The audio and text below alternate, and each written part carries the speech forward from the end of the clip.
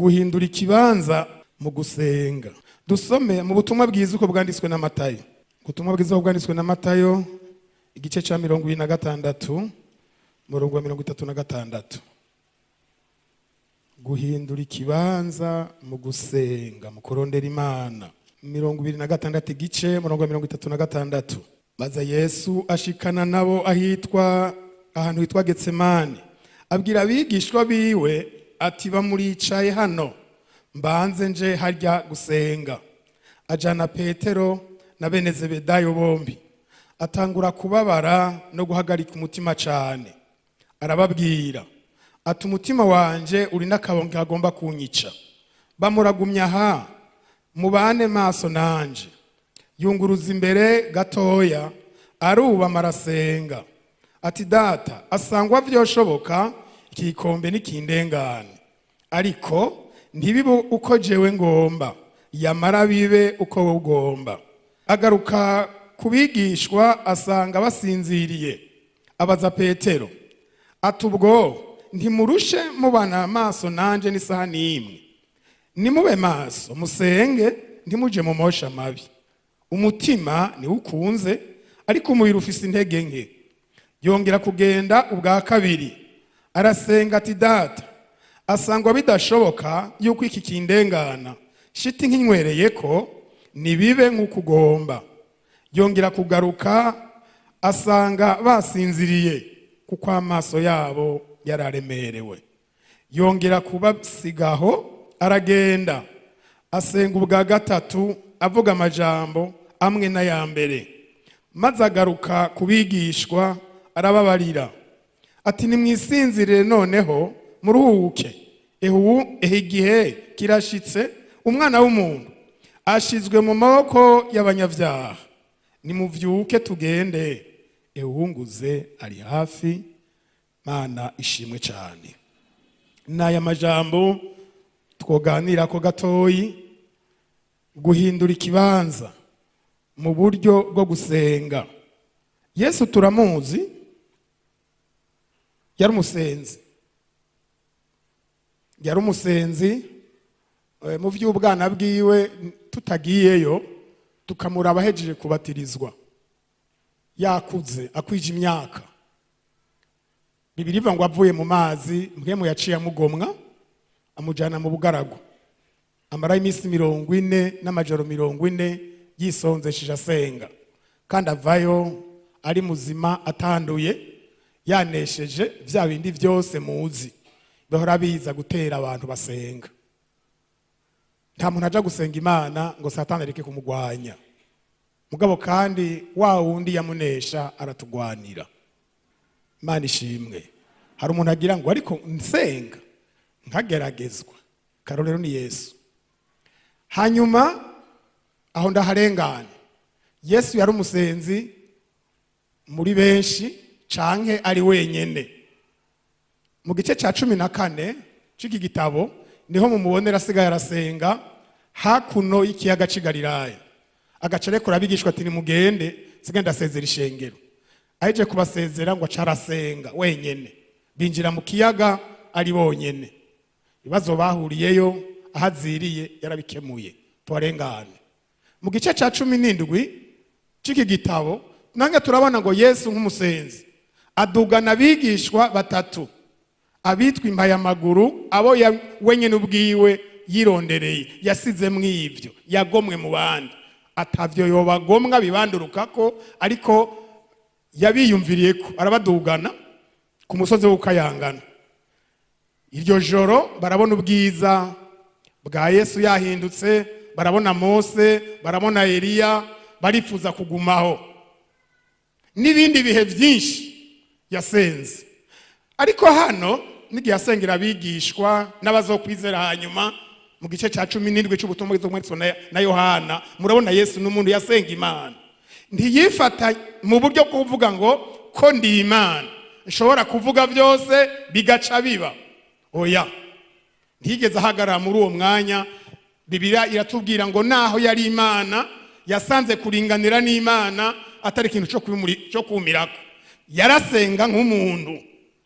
Igihe cyo guheza ibikorwa rero agira birangize naha tubonye yaduze kuri uyu musozi witwa Getsemane gusenga Imana. Aha rero uretse Yuda atarimwo, biratandukanye amasengesho n'amasengesho kuri ca gisozi. Ku gisozi yajanye batatu, mugabo ngaha uko bari 11 nta numwe batajanye, kiretse Yuda yahavuye aza mu nyuma aje kumufata.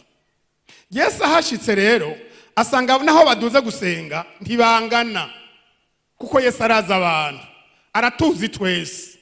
Igikorwa ngiyemwo ni igikorwa gikomeye, abantu tujanye kandi ntibangana, na je ndimwo ntitungana. Ni wasoma ucubibona ahashira ibirindiro bitatu.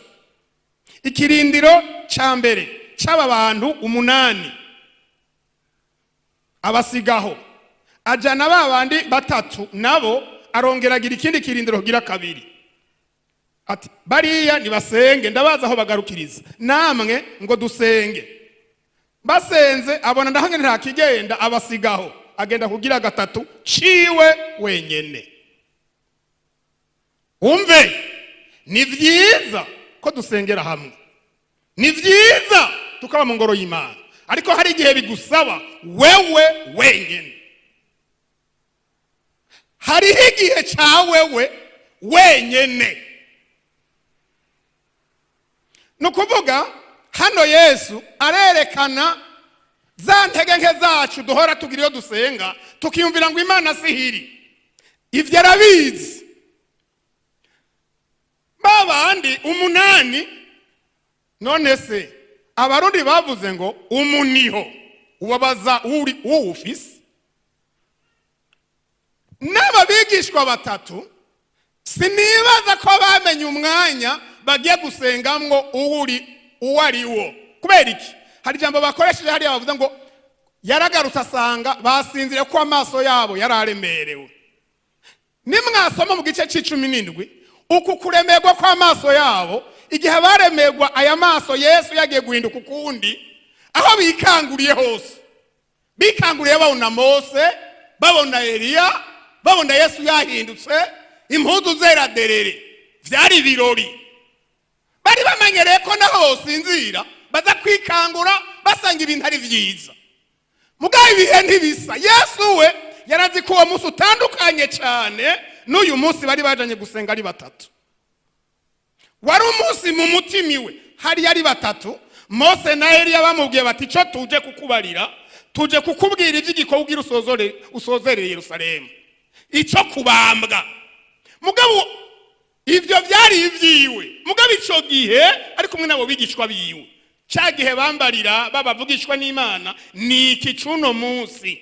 Aha mumwe atari munindazi baraza kumfata, ejo nzoba mboshe, nzoba ndiko ndakubitwa, ejo nzobambwa.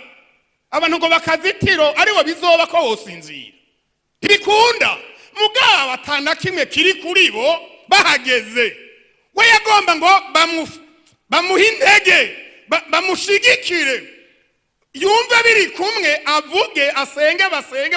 Iyo muri 5 6 musenga, itiro naho burifise haraho rigufata, undi ngo asenge cyangwa gukome ugacoba amaso.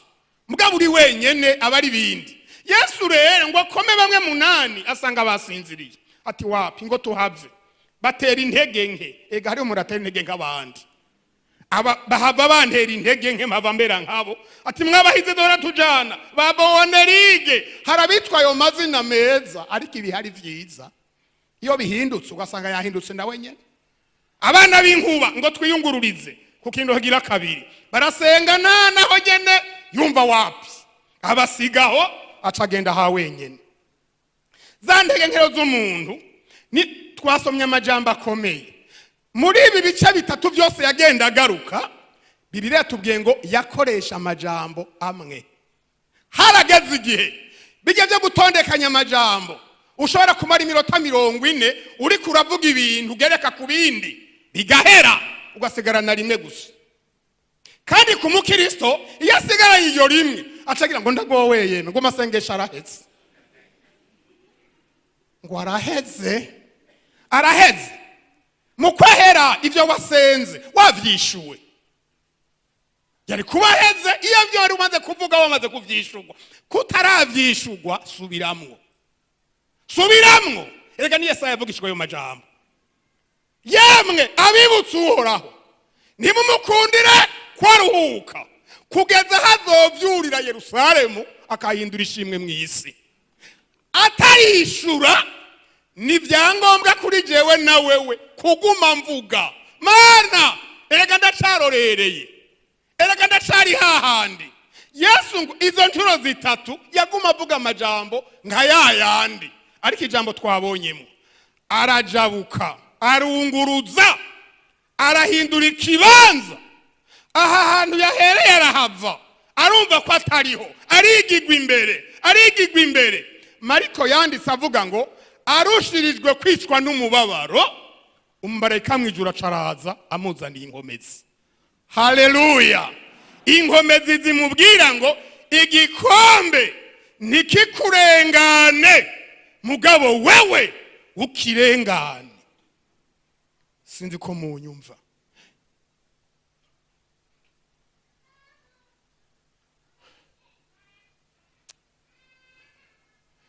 Birangoye gatakano agomba gutanga ko karorero. Hari udukoko turarizamu turaryana.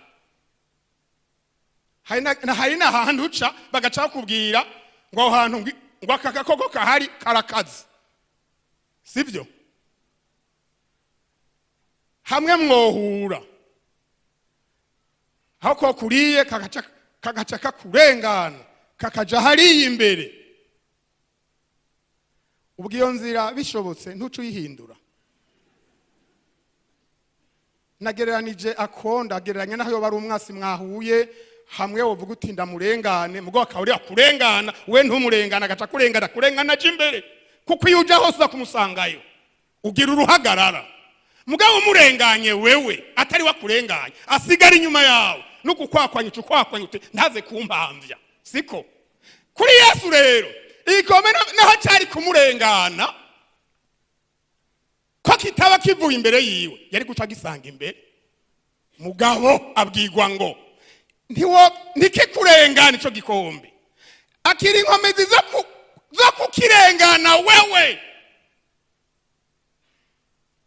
Muri mwe duhura ntuvuge ngo mana ibi bintu nibindengana, bikurengana bijahe.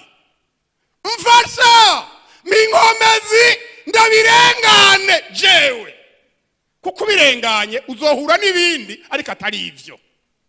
Siko murimbye amajana 172 yavuze nta intambara izoshira, nta mahoro azohora kugeza ivyaha n'urupfu bitsinzwe na Yesu.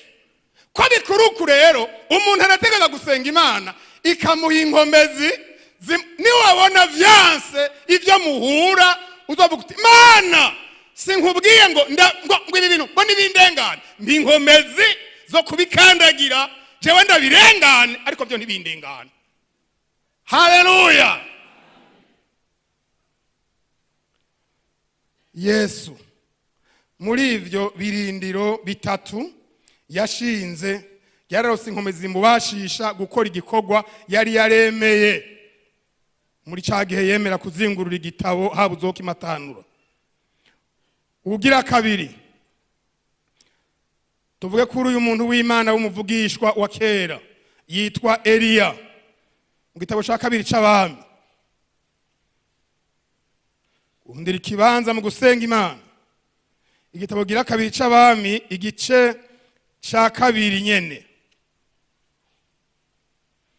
mere ku murongo wa 9. Bamaze kujabuka amajana 120 isezerano rishasha rya kera ku bafise iyi Bibiliya ya kera, amajana 120 nomero z'urupapuro. Bamaze kujabuka Eliya barira Elisa ati nsaba icyo ugomba ko ndagukorera ntaratandukanywa nawe. Elisa aramwishura ati ntabara umpa imigabane 2 y'imwemu yawe ngo imbeko. Aramwishura ati unsavye ikigoyi, mugabo niwambona ngitandukanywa nawe biza kukubera bityo, naho nutambona ndibiza kuba bityo. Hanyuma bakiriko baragenda bayaga bagize batya, umukogote w'umuriro n'amafarasi y'umuriro birabatandukanya. Eliya aduganwa mu ijuru n'agashururu. Elisa bibonye araboroga ati, yewe gadata we, yewe gadata we, wabereye Abisirayeli imikogote n'abagendera ku mafarasi.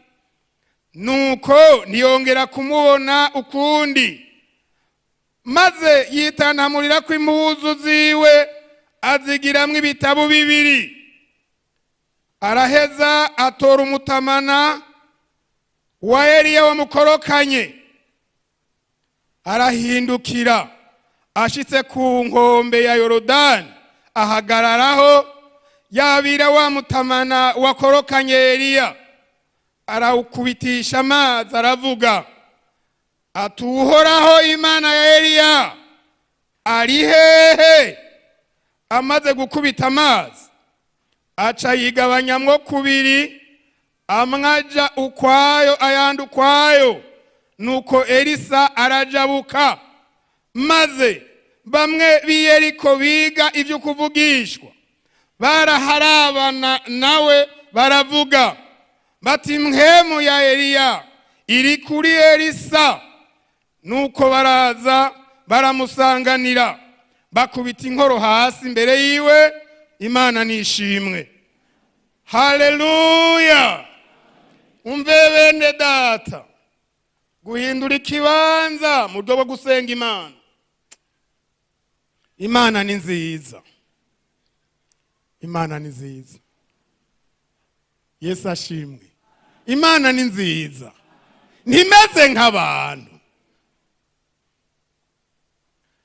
Aba bantu babiri urasubira ubige ko, urasubira ubisome witonze, n'amajambo afasha abantu b'ingenzi Imana yahamagaye ngo we muri no rugendo, ariko bahamagawe. Uyu mukazi w'Imana Elisa, murabizi umuntu ikimuranga, ikintu kiranga umuntu ni intege nke, ikiranga Imana ni inkomezi. Imana ntigira intege nke, kandi umuntu nta munyenkomezi ariho. Umunyenkomezi ni Imana. Haraho Paulo yabwiye menga Filipi, yabwiye ngo Imana ikorera mu mitima yacu, ikaduha gukunda no gukora ibiyimbara. Iyo ikoreye muri twebwe umengo turabanyenkomezi, ariko kandi iyo vyanse murazi intege nke zacu. Mbega suko tugenda tugwa tuvyuka, ariko Yesu ntaduheba. Eragarazi ko turi mu rugamba rukomeye. Uyu mugabo Eliya avugangwa, murazi ngene mpwemu yera yakoranye nawe ibikorwa byo kugororoka, bamwita umuvugishwa w'umuriro. Ariko amaze gusenga Imana ikamanuka, amaze gukora igikorwa ciza, hamagaye Imana ikamwitaba, aje gusana igicaniro. Uyu Eliya vyarabaye ibintu bibi. Abakamenyi b'Abayali, Ashera, Abayali bose aje kubagegena kuko banyuranije n'Imana. Yezebeli atejo nk'aya mango, ikete telefone mbi.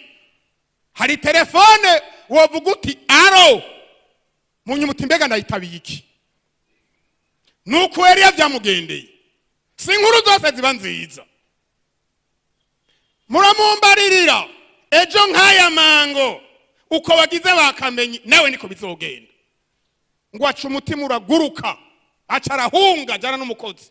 Geze mu bugaragwa aramuta, sigara wenyene, ngira umukozi ntiyanyaruka. Ngo ageze munsi y'igiti rero ati, yemwe Mana, je bangire nsenge amasengesho ya nyuma. Sinaruta abasogokuru, nkuraho mpfe. Kandi umuntu yagize intege nke, n'ivyo avuga arabibura. Nivyo kuri nkunze kubaza ico kibazo. Ayo masengesho ntiyaramatakira ngoyi. None yagomba gupfa harya. Yagomba gupfa yahungira Ikezebeli. Ndabe yaramurorera akamwica.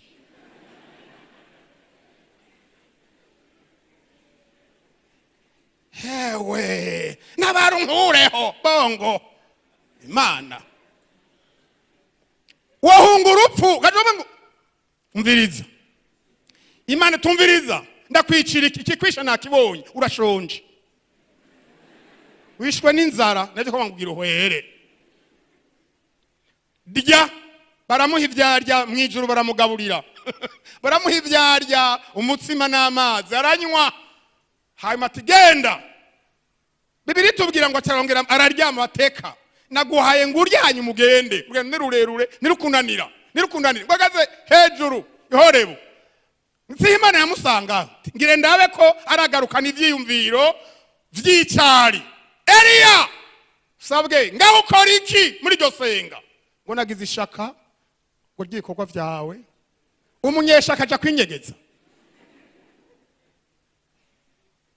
ngo mavugishwa n'Imana jewe nsigaye ngo none ngaha ngo naje barangenza aho yari karasigura ati nico gituma ninyegeje none umunyeshaka aja habona umunyeshaka aja mu mwobo Imana iti sawa reka ndakugendere byabiri byose yamuca imbere imiriro imiyaga gutsinda mabuye guturagurika niki ivyo Eliya arahati yemwe naho Imana yanje wa musinzi ko yanyishurishije umuriro ndazi ko ibi nta mana irimwo impwemu yo gusesa imubamwo ngo mugahwekere haje akayaga gake ngo acayifata mu maso ivyari byo byose iyo niyo amen haleluya ereka ntiza cyo kimwe Imana igomvye ngo kugegegegege abantu bagafyura amaso kandi igomvye irasoboka kandi yija igashikayo none kuri babigishwa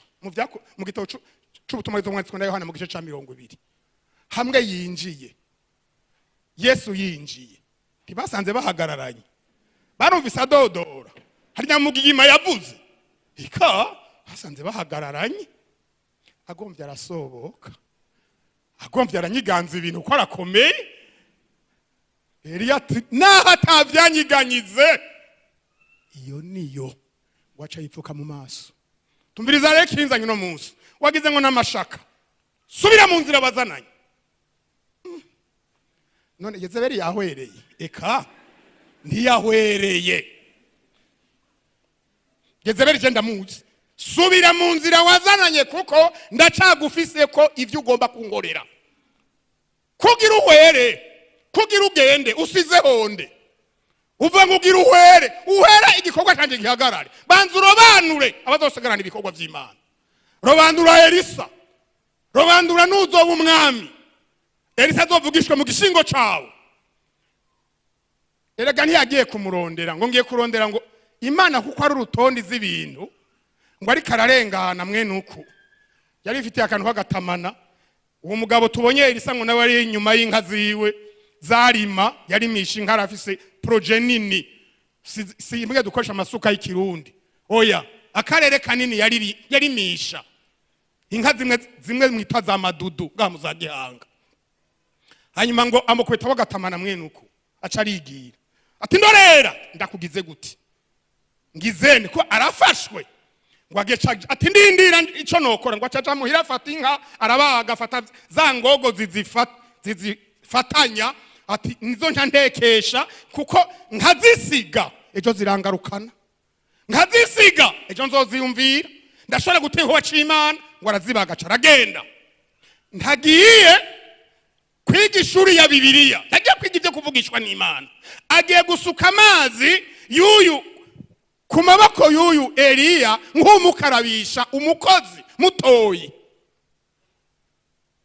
reka rero Imana igere gutwara Eliya umwe yararongeye amashuri ya Bibiliya haba i Beteli haba i Gilugari haba kuri Yorodani aho yagiye araca hose mwarabisomye hose ngo hasanga abantu bavugishwa n'Imana abo bari barongowe na Eliya ntibari barongowe na Elisa kandi yo biravye bari abanyeshuri basanga basumvye agaciro Elisa kuko Elisa numukozi wo munzu mugabo bobo nabigije kuvugishwa nukuvuga bitwa ko bari hejuru ariko ivyo bibwira atamuntu yababariye hari byo umuntu yibwirereka ngo jewe ndagorotse gusumvya bariya vyapimwe nande ni wewe wiha amanota umviriza hinga gatoyi ibishike rero Imana ihishurire Elisa ko Eliya havagenda iza kumumwaka mugabo Eliya nawe ati bashi uyu muntu ndavye ngene twabanye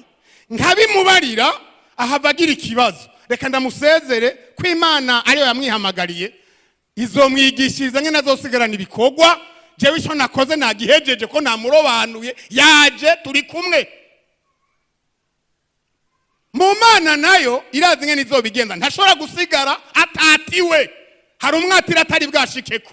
Babanyeshuri bigivyo kuvugishwa n'Imana twebwe naho tuvyiga tuza tugeze kure mwishure dufise amanota meza kandi turabimenya kandi bari babimenye yemwe nukuri batabimenye. Hewe mbega urazi ko uno munsi shobuja ahava kwakwa nabimenye ni muhore. Ujya mugabo duhanura ntiyumve twe turabahanuzi kandi byo tumubwiye nivyo none gumya inyuma yuhava genda none subujuju nubujuju cyane kandi uyahava genda ariko aramusezera. Elisa uhora harantumye urazi nkora ibikorwa vy'Imana none pastor avuga ati hari ahantumye uhora aho ngwekanaje tugenda tujanye mutahamagawe mwese mugabo kuko Elisa yarafise ibanga mu mutima atumviriza uhora hakubwiye ngurage turajana ntungore jewe turajana sintandukana nawe kuzogera Yeriko kuzogera kuri Yorodani erega ngiye hariya hakurya kandi hose hasanga iki abo bigi ivyo kuvugishwa n'Imana bakaza bashika 50 bate wa mugabo aha naho uri nyuma y'uyu muntu uri nyuma yakaheze mukanya ntimuri kumwe shobujagira mujane ati pfa guhora nabimenye no muri Yorodani barajabuka hakurya naho rero yajabutse uyu muntu no twasomye bamaze kujabuka bamwe bigivyo kuvugishwa tumviriza rero abantu batumva mpemavuze heko bagire barabe murabe karya kagabo mpemu yavuze ndikumve kakaguma kagenda turabe ngene kajabuka Yorodani twe turabigishwa abanyeshuri b'ishure Bibiliya turaziriza kuba mukanya aragenda none kagaruka gute ntiyize by'ubuhanuzi si umunyeshuri muri twebwe n'umuboyi ariko si uwiwawe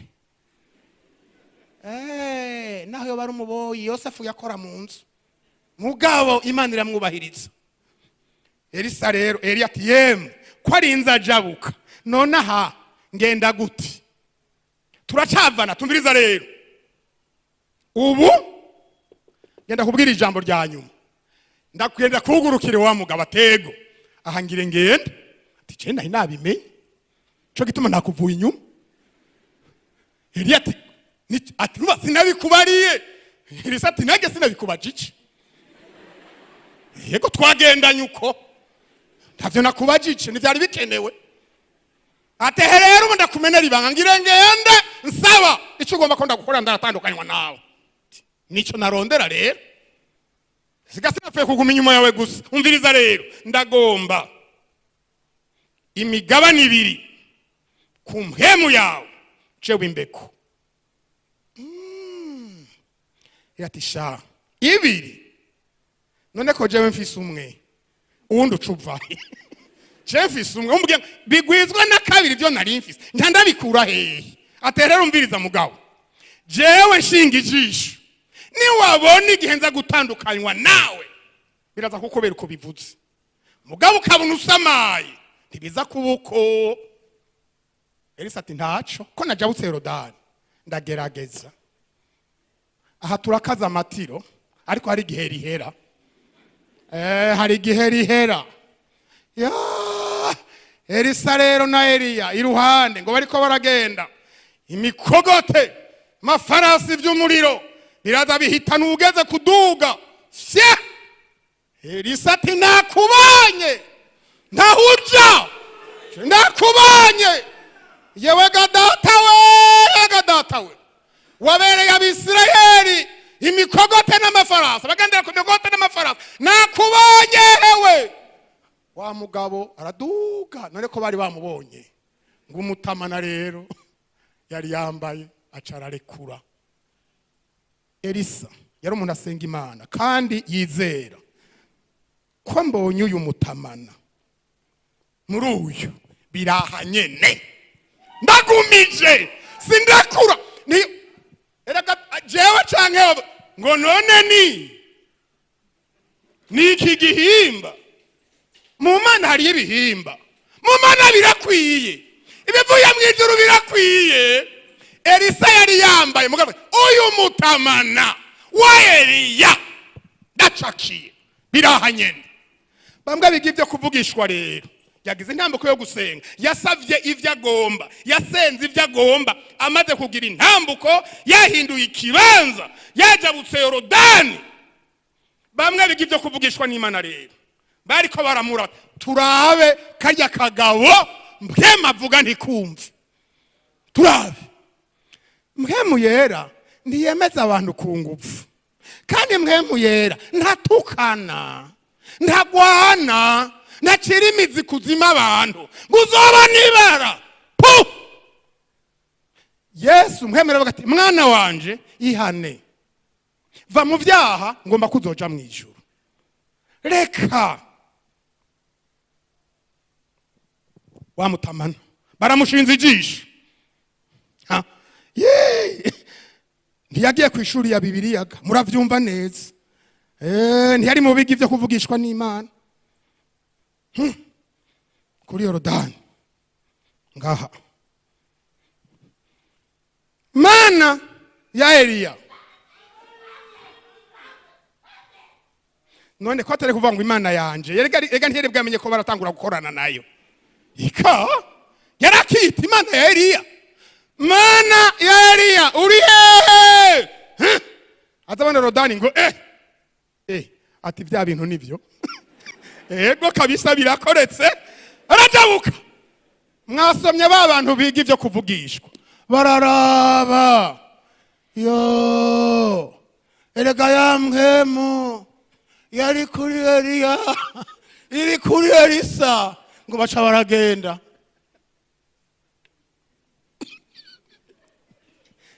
Niyababwiye ngo mupfukame, baja gukubita ibipfukamira imbere yiwe, kandi kwishura batigeze bigana, bagira ngo nibo babizi. Ivyo bari bazi bavyigishwa na Eliya, nawe ivyo yarazi yari yavyigishijwe n'ijuru. Haleluya! Intambuko mu gusenga Imana, guhindura ikibanza. Umuntu niyame hahandi nk'igiheko nicaho bacimbiye batigera bagikurayo, ntikikura tuguhambye ngaha mw'irembo ntikizokwigera kivayo, kugeza umunsi bazogira atabagihanze bakaza gwikura. Oya, guhindura iki duheze mu gitabo ca kera gatoyi twariko turasoma,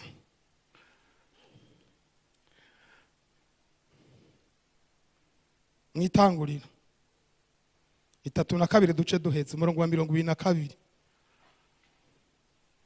Harabo twayavuganye muko numvise yagarutse cyane muri inyigisho yararimwo guhindura ikibanza. Ahantu uyu mwene data Yakobo agiye gusenga Imana arondera guhezagirwa. Itanguriro 32 2 kugera kuri 31. Ogira umukozi w'Imana yomfasha yo bakoze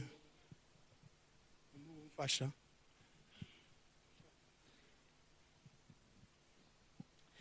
Yakobo anigana n'umumarayika w'Imana, avyuka muri iryo joro ahitana abagore biwe bombi, incoreke ziwe zose n'abana biwe uko ari 11, ajabuka icambu ca Yaboki. Arabajana abajabutsa uwo mugezi, ajabutsa n'ivyo yarafise vyose, maze Yakobo asigarayo wenyene. Haza umugabo baranigana, bashitsa mu mutwenzi.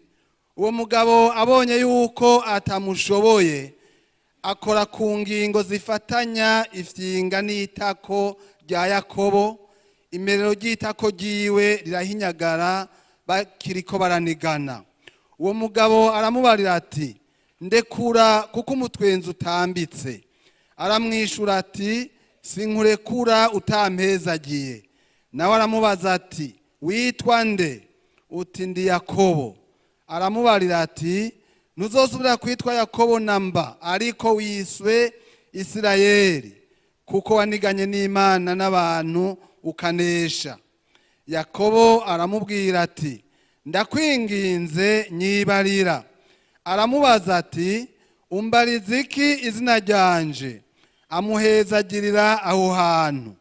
Yakobo yita aho hantu Peniyeli, ati mbonye Imana imbona nkubone, nonehe ndacariho. Izuba rirasa akirenga Peniyeli agenda arahinyiza itako ryiwe. Ico nico gituma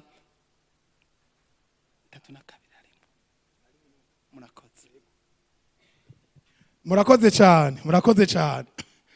Nagomba duheze guhindura ikibanza mu byo gusenga Imana. Yakobo umusenzi mumuzi cyane, muramuzi Beteli, yiseguye ibuye arota icuririzo, akabona abamareka ngo bakiduga ko bakimanukako, ariko arasenga ati hahantu gazi sikindi n'inzu y'Imana, ni kwirembo ry'ijuru, kandi Imana iramubwiye ngo Yakobo ahantu uryamye cerega ndi Imana yaso yasogokuru wawe Aburahamu, so Isaka, ndi Imana, ndi Imana y'abariho, aho uryamye nzohaguha n'ibindi byinshi. Yakobo mu bukene bwiwe, mu guhunga kwiwe, mu magogwa yiwe, utuvuta yari yitwaje akora mu gasakoshi caye mu gafuko yari afise, aca asiga ryabuye n'amasezerano ati Imana niwa ndaba urugendo ndimwo, nkazogenda nkazogaruka kwa data nkira amahoro, ukampa ivyonjya n'ivyo nambara, sinzobora kugwigira ikigira 10 n'ivyo n'ibindi byose nzogukorera mu majambo make. Acarajayo naho bamuhaye umugore atari ubwa mbere, agasubirizwa mu nkoko ivyaro ko gukora ko nabari yabeshe, nayo bamubesha umugore bamuha atagomba, ariko mu nyuma barohara mu uwundi mugabo acumukuye imyaka 14. Aracumukura imyaka 6 arondera ubuzima, iraba 20. Haca haragera kwa kata kagaruka mu gihugu cabo. Ageze rero ku ruzi rwa Yaboki niho dusomye, ariyumvira ati jewe naho nasenze Imana ndafise ibintu mu mutima vy'ingorane, ndasenga Imana kandi ndazi Imana irankunda, mugabo Esawu mukugwanje nawe sinshobora kumuhangara, none bizogenda amahoro yose mfise acahera, naho mfise ibintu, naho ndi n'abagore, naho ndi n'abana, naho ndi n'abakozi, hari ikintu dupfa na mwene mama Esawu. None rero nkagenda nitwa Yakobo, arankunkumura nta gisivye, reka ngene ntwaye umuhezagiro, Imana ibanze impezagire, kandi uwo nawo ntushobora kuboneka ntasenze. Ngo afata ivyo yaratwaye vyose, abagore, abana, imitwaro, imizigo, ibitungwa, arabijabutse, ngo acaragaruka apfukama wenyene ku ruzi rwa Yaboki kuri kicambu mwijabukiro. Hanyuma ngo haca haza umugabo, kuko Imana uyirondera nawe usanga ikurondera, ukeneye Imana ikiboneka. Arapfukama, waje umugabo ati wa mugabo nibiki ngaho? Ariko arasenga ati jewe nta intumbero mfise, ko ndakubonye ndumvanaha ndigorewe. Ucaramufata ati none ugomba iki? Ngomba kumpezagira. Wa mugabo ati ndekura, ati sinkurekure, ndakurekure, wazira iki ngaha? Wazanywe niki? Jewe ntuva utampezagiye. Ntiyamubwiye ngo ni Imana, ntiyamwisiguye ko ndi umumarayika, ko wari inzuza aho mfukame nukuri ukamvanaho. Kandi Yakobo yari umuntu w'agatsi, naho yarakutse nukuri atari n'agatsi, baranyinyana.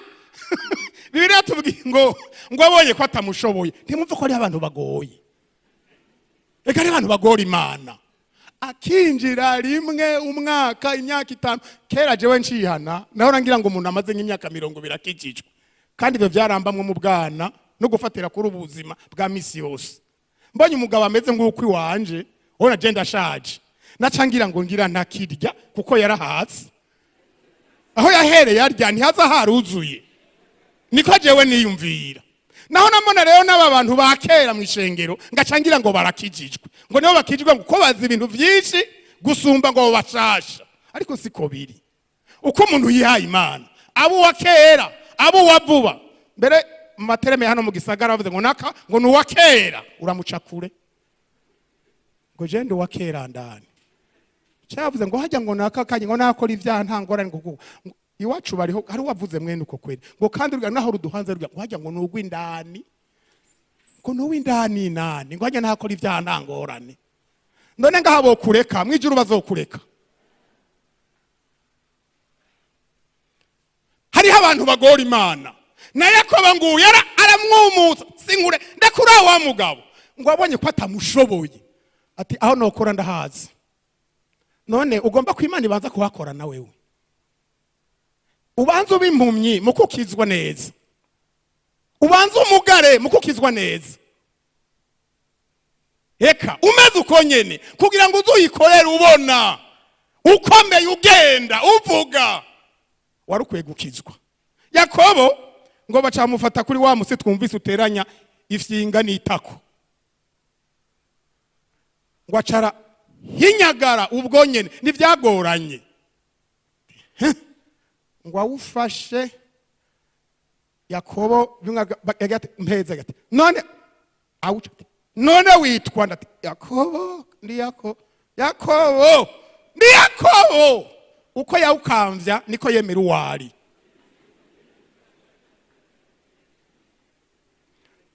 Nagira uri Esau, oya navuze ngo ndi Esau ndondera umugisha kwa papa Isaka, ariko handi Yakobo narabesha ndi Yakobo handi umusuma ndi indonyosi. Imana imbabarire imbabarire ndi Yakobo. Ego sawa ko wemeye kwihana, ko wemeye kwatura. Yakobo ndari gukuyeko wogize ingorane imbere ya Esau iyo umuseruka imbere witwa Yakobo, mugakuzo umuseruka imbere witwa Isirayeli, kuko ndigaye n'Imana n'abantu kanesha. Genda amahoro ndaguhezagiye. Haleluya. Mugabo nahagiye ahezagiwe di agenda atya yahezagiwe n'Imana. Kandi ibi byari byiza kuri Yakobo, nopfuma mpinyiza mugabo nkagira amahoro mu mutima, nopfuma mpinyiza nkuzura n'Imana n'abantu. Dusenga Imana.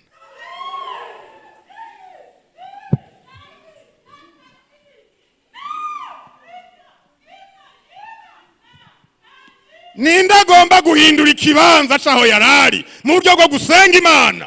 Nindagomba kwihana vy'ukuri neza